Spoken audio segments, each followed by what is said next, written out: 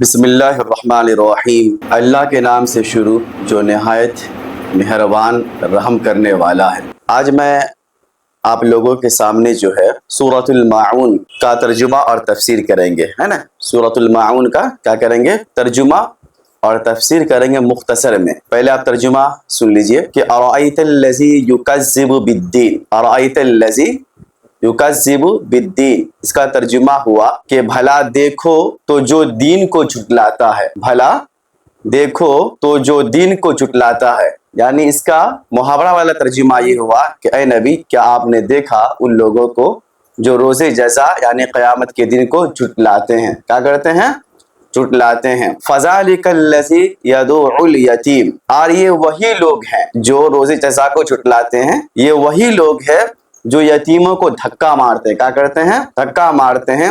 وَلَا يَحُضُّ عَلَىٰ طَعَامِ الْمِسْكِينِ، اور یہ وہ لوگ ہیں جو مسکین کے کھانا کھلانے میں ترغیب نہیں دیتے ہیں، ہے نا۔ یہ تین آیت جو ہے اَرَأَيْتَ الَّذِي يُكَذِّبُ بِالدِّينِ فَذَلِكَ الَّذِي يَدْعُو الْيَتِيمَ وَلَا يَحُضُّ عَلَىٰ طَعَامِ الْمِسْكِينِ، یہ تین آیت جو ہے کافروں کے متعلق اللہ پاک نے نازل فرمائی ہے کہ روز جزا کو کون جھٹلاتا ہے، یعنی قیامت کے دن کو، یعنی کون کہتا ہے کہ قیامت نہیں آئے گی؟ کافر کہتے ہیں، کیونکہ مسلمان کا تو یہ عقیدہ نہیں ہے۔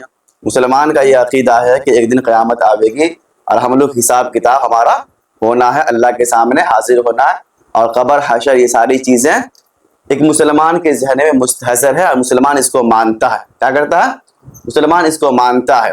لیکن جو کافر ہے یہ روز جزا کو نہیں مانتے ہیں، حالانکہ کافر کے پاس بہت سارے واضح دلائل اللہ کے نبی نے پیش کیے کہ دیکھو قیامت آئے گی، قیامت آئے گی، قیامت آئے گی، قیامت آئے گی، لیکن وہ لوگ ماننے کو تیار نہیں، جو کہ حقیقت ہے۔ اور وہ کیسی حقیقت ہے کہ آدمی دیکھ رہا ہے کہ ہمارے سامنے انسان مر رہا ہے، انسان مر رہا ہے، مر کے کہاں جا رہا ہے؟ مر کے تو ختم نہیں ہو جا رہا ہے، کہیں تو کہیں جمع ہوتا نا، ہو رہا ہوگا، کہیں نہ کہیں جمع ہو رہا ہوگا۔ تو ارأیت الذی یکذب بالدین، کہ کیا آپ نے دیکھا اس شخص کو جو روز جزا کو جھٹلاتا ہے، حالانکہ روز جزا ہونے والا، قیامت واقع ہونے والی ہے۔ فذلک الذی یدعو الیتیم، اور یہی وہ لوگ ہیں، یعنی کافر جو لوگ ہیں یہ یتیموں کو دھکا مارتے ہیں، یتیموں کو دھکا مارتے ہیں، حالانکہ یتیموں کی کفالت کرنا، اس کی پرورش کرنا، اس کا دیکھ بھال کرنا، اس کو سینے سے لگانا بہت بڑا ثواب ہے۔ حضور اکرم صلی اللہ علیہ وسلم نے ارشاد فرمایا کہ جو آدمی یتیم کے سر پر محبت سے، شفقت سے ہاتھ پھیرتا ہے تو جتنا بال اس کے سر پہ ہوتے اتنی نیکیاں ملتی ہے۔ کیا ملتی ہے؟ اتنی نیکیاں ملتی ہے۔ تو فذلک الذی یدعو الیتیم، کہ یہ وہ لوگ ہیں جو یتیموں کو دھکا مارتے ہیں۔ دھکا مارنے والے کون ہیں؟ کافر ہے۔ مسلمان دھکا مار نہیں سکتے، اور اگر مسلمان بھی دھکا مار رہا ہے، مسلمان بھی دھکا مار رہا ہے تو وہ کفر کر رہا ہے، کافر والا کام کر رہا ہے نا، کافر والا کام کر رہا ہے۔ جس طرح من ترک الصلاۃ متعمدا فقد کفر، کہ جو نماز چھوڑتا ہے، نماز چھوڑنے والا عمل کون کرتا ہے؟ کافر ہی کرتا ہے، مسلمان تو کر نہیں سکتا۔ اور اگر مسلمان چھوڑ رہا ہے نماز تو وہ کفر کر رہا ہے، وہ تو کفر کر رہا ہے۔ اسی طرح جو یتیموں کو دھکا مارتا ہے وہ بھی کفر کر رہا ہے، ایک طرح سے جان لیجیے۔ ولا يحض على طعام المسكين، اور یہ مسکین کو کھانا کھلانے کی ترغیب بھی نہ دیتے۔ ترغیب کا کیا ہوتا ہے؟ ایک ہوتا ہے کھانا کھلانا، ایک ہوتا ہے جیسے مان لیجیے ہم بولے کہ عاطف بھائی آپ کھانا کھلا دیجیے، کھانا کھلا دیجیے، اس کو ترغیب دینا۔ یہ سہراب بھائی آپ کھانا کسی کو کھلا دیجیے، یہ ترغیب دینا ہوا۔ ہم بتاتے خود کسی کو کھانا کھلا دیں تو یہ کھانا کھلانا ہوا، لیکن ترغیب دینا کیا ہوتا ہے؟ تلقین کرنا، ایک دوسرے کو نصیحت کرنا کہ ارے بھائی کھانا کھلا دو، غریب کا ثواب ہوگا، ہے نا، یہ تلقین ہوتا ہے۔ تو کافی لوگ نہ کھانا کھلاتے ہیں، ایک نمبر کے بخیل کنجوس ہے، نہ خود کھانا کھلاتے ہیں نہ دوسرے کو کھانا کھلانے کی ترغیب دیتے ہیں۔ تو یہ کیا ہے؟ یہ کفر ہے، کافروں کا عمل ہے، مسلمانوں کا عمل نہیں ہے۔ آگے دیکھیے، فویل للمصلین الذین هم عن صلاتهم ساہون، اور ہلاکت ہے ایسے نمازیوں کے لیے، یا برباد ہے اس کی نمازیں جو اپنے نمازوں سے غافل رہتے ہیں، اپنے نمازوں سے غافل رہتے ہیں۔ یہاں پہ ایک مسئلہ سمجھ لیجئے کہ کبھی کبھی آپ کے ذہن میں سوال پیدا ہوتا ہے کہ اگر ہم نماز پڑھ رہے ہیں تو نماز پڑھتے پڑھتے اچانک خیال آ جاتا ہے، اچانک سوچ آ گئی، فکر آ گئے، تو ہم سوچتے ہیں کہ پتہ نہیں نماز ہوئی یا نہیں ہوئی۔ دیکھیے اچانک اگر خیال آ گیا، اچانک اگر خیال آ گیا تو نماز ہو جائے گی۔ اور خیال کا لانا کہ یار ہم آج دکان گئے تھے، کتنی کمائی ہوئی نہیں ہوئی، دکان کا حساب و کتاب ہم 4 رکعت میں کر لیں، 4 دکان کا، تو اس میں کیا ہوتا ہے؟ نماز مکروہ ہو جاتی ہے۔ کیا ہوتی ہے؟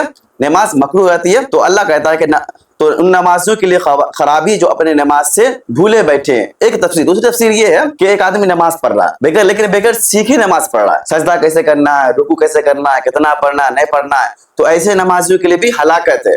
نماز جو سیکھ کے پڑھنے والی چیز ہے. کیا کرنے والی چیز ہے؟ دنیا کی ساری چیز سیکھنے کے لیے آدمی کے پاس ٹائم ہے, لیکن نماز سیکھنے کے لیے ٹائم نہیں ہے, قرآن سیکھنے کے لیے ٹائم نہیں. اسی لیے مسلمان جو ہے برباد ہو رہا ہے, مسلمان ختم ہو رہا ہے, مسلمان پر زوال آ رہا ہے. تو مسلمان کو جو نماز سیکھ کے پڑھنی چاہیے, نماز جو ہے سیکھ کے پڑھنی چاہیے. اور حدیث کے اندر ہے, اللہ کے نبی نے فرمایا کہ جب آپ کا بچہ 7 سال کا ہو جائے تو اسے نماز کا حکم دیجیے. حکم مطلب کیا؟ نماز سکھائیے. اور 10 سال کا ہو جائے نماز نہ پڑھے تو اس کو ماریے, یعنی نماز سکھائیے اور ماری بھی, نماز پڑھائیے.